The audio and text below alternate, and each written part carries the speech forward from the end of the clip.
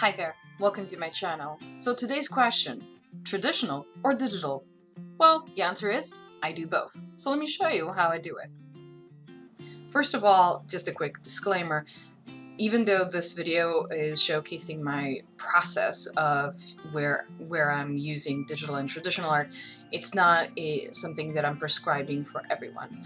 I hope that this video inspires you that if you're just using one or the other, maybe try to combine them together, or if you're already doing it, perhaps something in this process you might see and want to test it out, and maybe it'll help you in your own work. So clearly this is just an inspirational type of video, so it's not something that it's like a guideline for everyone.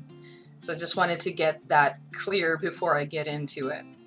The first thing that I do when I'm trying to achieve a particular kind of look, and that is, of course, the sketch. Nothing is done without a sketch, and I first do it with a very thin, very light line just to see where all of the elements of the piece are going to be. After that, I go in with a thicker line, doing all of the details and all of the fine-tuning to the sketch.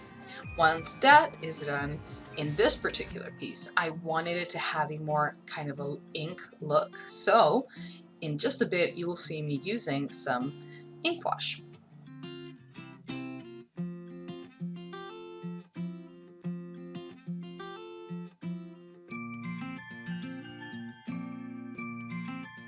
So moving on to the next stage, it's time to do the coloring, or at least one part of it. In this particular stage, I'm going to be using ink as the coloring medium to paint in the flower area and the ears. Now, if you've never used ink before in your traditional work, I highly recommend it. It's extremely fun. It can be very delicate, beautiful, very gentle looking. But be warned, if you've never used it before, it can be a little bit difficult to control in the beginning.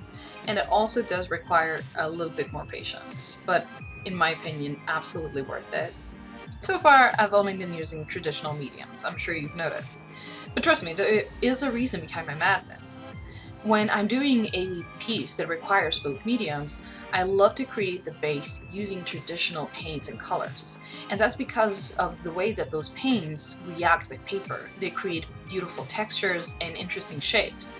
And when I'm doing a piece like this, those shapes really help to bring the piece to life. And now when I'm pretty happy with what I have, I'm going to be moving on to the digital part. First, I scan the piece, of course, because if you don't scan it, you can't really work with it. And now that I have it in Photoshop, I am going to be doing the line work.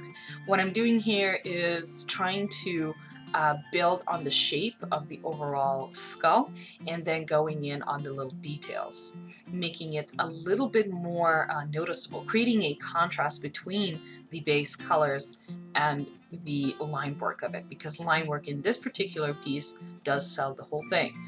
So that's what I'm doing here. Pretty self-explanatory. What I did was create a layer, and then on that layer did the whole line work. And then I did create another layer and try to clean up all of the things that I either want to stay white or I'm going to be painting in when I print it out.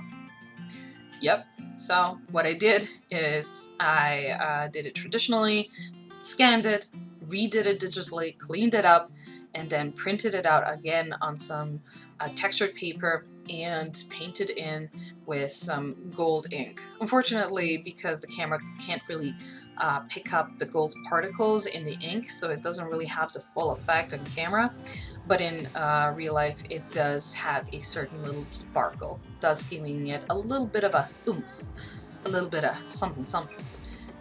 And with that, that's basically it. This is a very simple piece. It's not too complicated, but it is something that I can print out and maybe do with different ink colors to fill in the flowers, or do something else with it if I so wish. Traditional and digital mediums have always kind of been looked at as one or the other. I prefer to use them both if the piece requires it. I don't think that one should exclude the other. You can learn from both traditional and digital and grow as an artist from using both. It just requires a little bit of patience, a little bit of work, and a little bit of love. And I'm sure every artist has all of it because we do it for the art. And there you have it, kids. Traditional and digital, working together to create a new piece. Thank you for watching. I hope you enjoyed. I hope you got inspired. And if you so wish, check out patreon.com/Swampy if you would like to become a patron and get monthly goodies from me. Until next time, much love.